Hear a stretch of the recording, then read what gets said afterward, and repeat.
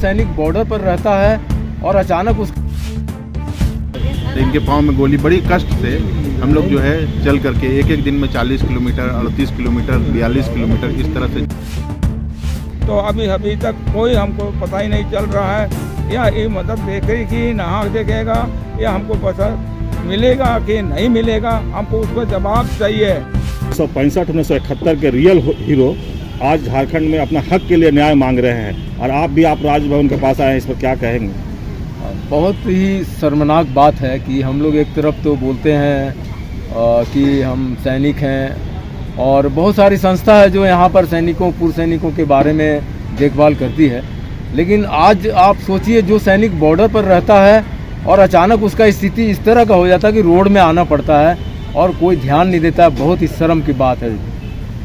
मतलब आप जितना भी इसका निंदा करें कम होगा, क्योंकि 1965 आप समझ सकते हैं कितना पुराना बात मैं कर रहा हूं, और 71 वार, जहां तक मुझे जानकारी है, जो 71 वार के समय में बिहार हुआ करता था, उस वक्त 1 रुपया में जो भी उसमें पार्टिसिपेट किए थे सैनिक लोग, उनको बिहार सरकार ने 1 रुपया में पटना में फ्लैट भी दिया था, आवंटन किया था, जिसमें इनको शायद नहीं मिला है। और आज अभी जैसे मुझे पता चला आपके माध्यम से, तो इनको आज तक पेंशन तक नहीं मिला है, ना इनके घर वालों को कोई सुविधा दिया गया है, जबकि राज्य सरकार के द्वारा एक नौकरी दिया जाना चाहिए, 12.5 डिसमिल ज़मीन दिया जाना चाहिए, 5 एकड़ ज़मीन खेती के लिए दिया जाना चाहिए। 27 नवंबर को इसी पॉइंट को लेकर हम लोग महामहिम राज्यपाल से मिले थे और उनको अवगत भी कराया था। वो बोले जरूर हम लोग इस पर काम करेंगे। और राज्य सैनिक निदेशालय झारखंड पूरे राज्य में 24 जिला हैं। इसके लिए हमने महामहिम को बताया था, सर हर जगह एक जिला सैनिक कार्यालय होना चाहिए, लेकिन 5 ही जिला सैनिक कार्यालय, इसके वजह से ये सब बातें छुप जाती है। ऐसा लगता है ना कि इनके साथ अलर्ट का भी थे, शहीद हो गए, उनको आज शहीद का दर्जा मिलता है, लेकिन अगर जिंदा रह गए तो इनको क्या सम्मान नहीं मिलना चाहिए? ये 71 के वार में पूदना बालमुचि जी ने बताया कि मैं उनके साथ था और इनको भी गोली लगा है, लेकिन इनका कोई खोज खबर नहीं लिया जाता है, क्योंकि हम सोचते हैं कि शायद ये शहीद नहीं हो पाए, ये इनका गलती था या क्या कहें, समझ में नहीं आता है। क्योंकि एक तरफ अल्बर्ट एक्का को पूजा जाता है, वो क्योंकि हमारे ये वीरों की भूमि से हैं और वीरों की भूमि से ये भी हैं, लेकिन इनका जो पहुंच जो होना चाहिए, आज तक जो मुख्यमंत्री ने प्रॉमिस किया है कि इनको 5 एकड़ ज़मीन देंगे, इनके परिवार को भरण पोषण के लिए मुआवजा भी देंगे, लेकिन आज तक नहीं मिल पाया है। ये बहुत शर्मनाक बात है। हमारा संगठन वेटरन ऑर्गेनाइजेशन ऑफ झारखंड इनके खाने पीने से लेकर आर्थिक मदद जो भी होगा हम लोग इन जो करेंगे, और इनका जो केस लड़ना होगा हम लोग लड़ेंगे। महामहिम को, मुख्यमंत्री को, मिनिस्ट्री ऑफ डिफेंस को, रक्षा मंत्रालय जो भी इसके चैनल में है, ESM डायरेक्टर को, राज्य सैनिक निदेशालय को ये जरूर अवगत कराएंगे कि आपका एक सैनिक इस हालत में बैठा हुआ है कि दूसरे लोग देख रहे हैं कि इतना बड़ा योद्धा एक रोड पर बैठा हुआ अपने पूरे परिवार, नाती पोता, बेटा बहू, पूरा खानदान को लेकर बैठा हुआ। आप समझ सकते हैं इनका क्या तकलीफ होगा। इस परिचय मैं Mukesh Kumar, veteran organisation of Jharkhand का प्रदेश अध्यक्ष। आपसे संगठन के लोग कुछ मिलने आए हैं, जो प्रदेश अध्यक्ष है मुकेश जी, क्या आपको वार्ता हुआ और क्या वो बताए उनको? हमारा तो यही बताने का है, जो कि हमारा जो फैसिलिटी मिलने का था वो ना मिल पाया, और उसके बाद हम जो लड़ाई किया उसके बाद हमारा प्रूफ सबूत है, कागज है, फिर भी हमने इसके लिए एक पहली बार भी हमने आ चुका था, तो उससे भी हमारा फिर कुछ नहीं होने पाया।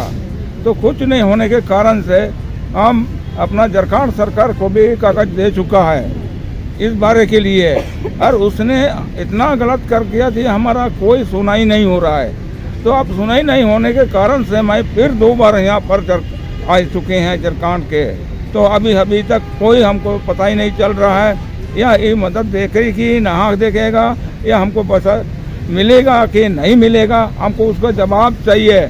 लेकिन जवाब देने से हमारा व्यक्ति खुश हो जाएंगे, तो इसी कारण से हम यहाँ पर अपना परिवार के साथ रोड के सामने बैठे हैं। तो आपको सोचना चाहिए कि ये लड़का जो है ना आर्मी की आदमी है, जैन ग्रुप की है, पूदना बालमुचि, तो उसके भर्ती नंबर डेट भी है। तो 1963 में बहाली हुआ था और 1963 ट्रेनिंग खत्म होते हैं 1965 में मैंने पाकिस्तान को कश्मीर में हमने टक्कर ले लिया और मैं भी उसमें जीत पड़ गया। उसके बाद फिर हमने फिर बांग्लादेश के युद्ध पर मैंने फिर पहुंचना पड़ा। तो बांग्लादेश के युद्ध में बहुत खतरनाक ज़बरदस्त गोली चला कि 1 तारीख से बांग्लादेश का लड़ाई को स्टार्ट कर गया। रात से हम लोग तबाह हो गया कि कहाँ ढूंढें, कहाँ क्या करें। गोली चलता रहा तो अंधेरी रात में फिर भी हम लोग चलते रहेंगे। उसके बाद हम लोग ये रेलवे स्टेशन पर पहुंच गया कोड़ा का, वहाँ पर पहुंच गया। वहाँ से गोली बहुत ज़बरदस्त आ रहा था। तो हम लोग बोला कि थोड़ा रुक जाएंगे। उसके बाद बोला कि हमारा आदमी को रोक गया, हमारा बात माना। तो उसके बाद थोड़ा गोली रुक गया तो हम लोग एडवांस कर गया तो वहाँ रेल लाइन पर अकोड़ा में पहुँच चुका। पहुँचने के बाद कोई नहीं मिला। तो उसके बाद फिर हम लोग बोले कि सुबह हो गया, 6 बजे हो गया। 6 बजे हो गया तो अकोड़ा का नामे है वहाँ पर पुलिया, उस गांव में था ये बहुत बड़ा मिशन। तो तोप गन था, उस पर हमने हमला किया तो मैंने कब्जा कर लिया और सारे आदमी को गिरा दिया। उसके बाद हमारा एक सेशुन सिंह के नाम था, एक ही जगह हम लोग ने पोजीशन ले चुका था। उसको भी वहीं ख़त्म हो गया। वो मारा तो हम भी सोच लिया कि हमारा दोस्त को मारा था तो हम भी इसको जानते नहीं मार छोड़ेंगे, अच्छा यहाँ माँ भी हत्या भी हो जाएंगे। तो मैं उसके बाद बंकुर गया तो उसको पूरे ढूंढने लगा। रात अंधेरा था थोड़ा से तो नहीं मिल पाया। तो क्या किया हमने, अच्छा चलो भाई नहीं है तो बोल के हमारा दिल में थोड़ा अच्छा लगा। अच्छा, आपका जो मांग नहीं मिला, ये बिहार सरकार दोषी है कि झारखंड सरकार दोषी है? तो यहाँ से जो कर लेंगे, आप जो है सही बोलेंगे वैसे ही करना पड़ेगा। हाँ, सरकार जो। आप किसको दोषी मानते हैं? हाँ, अभी जहाँ राज्य में रह रहे हैं हाँ, वही जिम्मेवार है जो यहाँ पर वार हीरो हैं उनको मुआवजा देने के लिए, उसका सुख सुविधा प्रदान करने के लिए हाँ, वही जिम्मेवार है। अभी जो राज्य सरकार है उसी से वो बात करेंगे। हाँ ठीक। क्या उसके बाद हमने जैसे गोली लगा तो थोड़ा 10 कदम तक निकल चुका। उसके बाद मेरा इतना खून गिर गया ना, वहीं बेहोश पर गिर गया। तो मेरा हिम्मत खत्म हो गया और मेरा दोस्त था वो भाग गया। कहाँ चला गया पता ही नहीं है। और अभी झारखंड सरकार से क्या क्या उम्मीद रख रहे हैं आप? झारखंड सरकार यही कहा कि हम उसके पास पहुँचे, कागज दिया कि हमारा जो पहले वाला कागज में लिखा था पहले वाला सरकार ने, उसके आधार से हम काम कर रहे हैं। ये दूसरा काम कुछ नहीं कर पाएंगे। तो हमने बोला कि सर आप जमीन के बारे में सरकार दे चुका है, उस कागज को झारखंड सरकार के पास हाथ में धर दिया। तो उसके बाद झारखंड सरकार वही बोला कि आपको 5 एकड़ जमीन, आपका जितनी जो है पैसा वैसा जो है आपको पेंशन सब कर देंगे। तो अब तक कुछ नहीं हुआ। तो अभी फिर 2 बार हम यहाँ पर आकर के हम बैठे हैं रोड के किनारे में मेरे परिवार के साथ। तो अब हम फैसला कहाँ होगा इसके लिए बारे में हमको जानकारी होना बहुत जरूरी है। ठीक, समाज सेवी हैं, रियल हीरो हैं, तो क्या करेंगे और समाज की तरफ? देखिए, पिछली बार मार्च में, इसी साल मार्च में जो है 9 दिन तक वहाँ समाहरणालय के सामने जो है बाबा बैठे और कोई सुध-बुध लेने नहीं आया, ना कि सैनिक परिषद के लोग भी नहीं आए। ठीक है, वो बोले हमारे हाथ में नहीं है। तो ये बोले हम लोग कहाँ जाएंगे, और हम लोग बोले कि बाबा चलिए अब रांची। तो बोले हम पैदल ही जाएंगे। तो इनके पाँव में गोली, बड़ी कष्ट से हम लोग जो है चल करके एक दिन में 40 किलोमीटर, 38 किलोमीटर, 42 किलोमीटर इस तरह से चल करके हम लोग रांची पहुँचे और कृषि मंत्री बादल पत्रलेख से हम लोग मिले। वो तुरंत विधानसभा सत्र चल रहा था, हम लोग को सीएम से मिलवाए शाम के समय। सीएम भी बोले कि ये आप लोग को पैदल इनको नहीं लाना चाहिए था, भावुक हो गए, रोने लगे। तो सीएम जो है विनय चौबे जी को, उनका कोई सेक्रेटरी होंगे, उनको बुलाए। बोले इस पे हम लोग का लीगल क्या हो सकता है ये बताइए। बोले सर ये चूँकि जिस लेटर के आधार पे ये आए हैं, इस लेटर पे अभी तक इनको प्रशासन के द्वारा ज़मीन मुहैया हो जाना चाहिए। तो ज़मीन मुहैया हो जाना चाहिए तो वो बोले ठीक है, डीसी को फ़ोन लगाइए। चाईबासा डीसी श्री अनन्य मित्तल जी को फ़ोन लगाया गया और उनको बोला गया 10 दिन के अंदर, पेपर में छपा है, सीएम के यहाँ का स्टेटमेंट है, सीएम के यहाँ से प्रेस रिलीज गया, हमने नहीं दिया। 10 दिन के अंदर इनको जमीन मुहैया कराया जाए। तीसरे दिन चाईबासा में श्री अनन्य मित्तल जी ने हम लोग को बुलाया और बोले देखिए 10 दिन में सीएम बोले चाहे कोई बोले ये संभव नहीं है, 30 दिन का वक्त दीजिए। जो हकीकत है आपको बता रहे हैं। हम लोग शांत हो गए। 30 दिन में वो अपना कोशिश किए, जिला से जो है पेपर को मूव करने का प्रयास किए, फिर उनके ग्राम सभा सीओ से ऊपर सीओ को हम लोग को 3 बार बोलना पड़ा जा करके कि अरे बाबा का काम है, काहे नहीं कर रहे हैं आप, अच्छा कर देते हैं, अच्छा अभी ग्राम सभा हो गया है, अच्छा भेज देते हैं। इतना प्रशासनिक उदासीनता है भैया कि उसी के लिए हम लोग परेशान हैं। जंतर मंतर में हम लोग समय लिए थे जी। आप मुख्यमंत्री से आश्वासन मिला या आदेश मिला जी, ठीक है, तो ये काम में रुकावट कौन आ रहे हैं? देखिए दादा एकदम क्रोनोलॉजी में बताता हूँ, बहुत जबरदस्त बात एकदम शॉर्ट में बात रखिए। एकदम शॉर्ट में बताऊंगा। मुख्यमंत्री क्या होता है? राजा तो नहीं है, मंत्री है।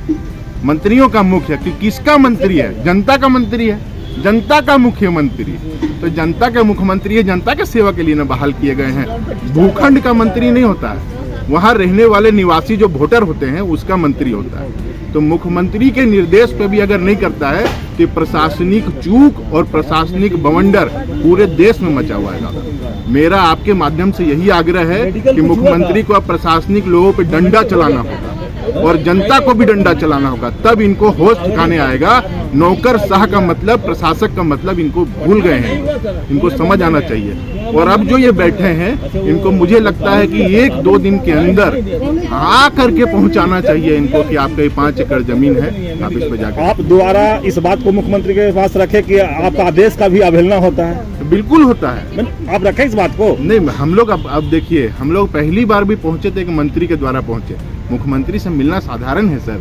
यहाँ राजभवन के बाहर बैठे हैं, पेशाब का स्मेल आ रहा है, आप देखिए। तो प्रशासक लोग का स्थिति क्या है समझने का जरूरत है हम लोग को। ये आसान नहीं है दादा, आसान नहीं है।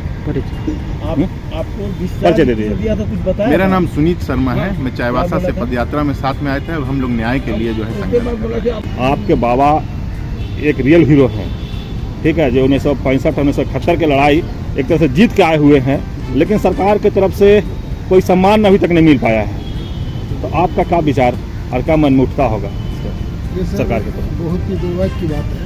हम लोग इसको जेले हैं, मतलब 50 वर्ष हो गया। जो सुविधा उनको मिलना चाहिए था, अगर उस समय अगर मिला होता तो हमारा परिवार एकजुट हो। कोई परिवार पूरा टूट बिखर के किसी तरह से चल रहा है। कोई कहीं पर किसी तरह से अपना रोजगार प्राप्त किया, कहीं किसी तरह, मतलब बहुत ही दुखद हुआ कि हम लोग तो इतने छोटे थे। 1971 की बात है, उस समय जस्ट हम लोग पैदा ही हुए थे। आपका कितने बेटा हैं? हम लोग 4 भाई हैं। आपका बेटा? हमारा तो 3 बेटा है। उसमें से किसी को आर्मी में भेजने का पेशकश किए? नहीं। क्यों नहीं भेजना चाहते? तो इसे भेजना नहीं चाहते, उसका कोई रीजन नहीं है, उसका कोई रीजन नहीं है। हम लोग आपके पिताजी देश की रक्षा किए हैं और गोली भी खाई है। देश भावना या देश प्रेम नहीं है जो अपना बेटा को आप देश सरहद की रक्षा के लिए नहीं भेजना चाहते? नहीं, ऐसा कोई बात नहीं। मतलब क्या देश प्रेम का जज्बा तो अभी भी है ना। जब बाबा को देख करके हम लोग को भी लगता है कि लड़ना चाहिए। तो सरकार की तरफ से कोई सुविधा नहीं मिलने का कोई कारण तो ऐसा नहीं है? सरकार की तरफ से सुविधा नहीं मिलने का कारण है सरकार की शिथिलता।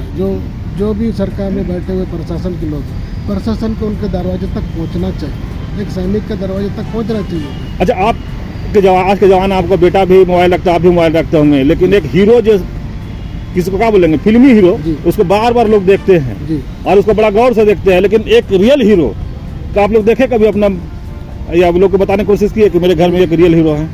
नहीं, हमने काफ़ी बताने का प्रयास किया, लेकिन बात है कि प्रशासन ने हमको वो प्लेटफॉर्म दिया ही नहीं दिया। हमने कई बार ये बात को रखने की कोशिश की। अच्छा, सरकार की तरफ से आपको बाबा का न्याय नहीं मिलना, आपको आप क्या कहेंगे? ये बहुत ही दुखद है सर, ये बहुत ही दुखद है, जो कि ये हर किसी सैनिक के साथ नहीं होना चाहिए। तो सैनिक जो पूरा परिवार छोड़ के अपना देश के लिए खून बहाता है, सरहद पर अपना सारा दांव लगा देता है, उसके साथ में इस तरह का व्यवहार करना ये बहुत ही गलत है। नाम बता दीजिए। रमेश बालमोच। आपके दादू हैं जी, और एक रियल हीरो भी हैं, और 1965-1975 में तो खैर हमको भी जन्म नहीं, आपको भी जन्म नहीं हुआ, उस समय का हीरो है। तो सरकार की तरफ से अभी तक कोई न्याय नहीं मिल पा रहा है इनको, और आप एक नौजवान हैं, तो क्या कहेंगे सरकार को? जी, सरकार को यही कहेंगे कि हम लोग को जो भी सरकार दिए हैं वो हम लोग को देना चाहिए। लेकिन क्या मैंने जो अगर उनको न्याय नहीं मिल पाया तो आपको दिल में कहीं या सरकार के प्रति क्या मैंने आपको मन में अब उठता होगा या चलता होगा?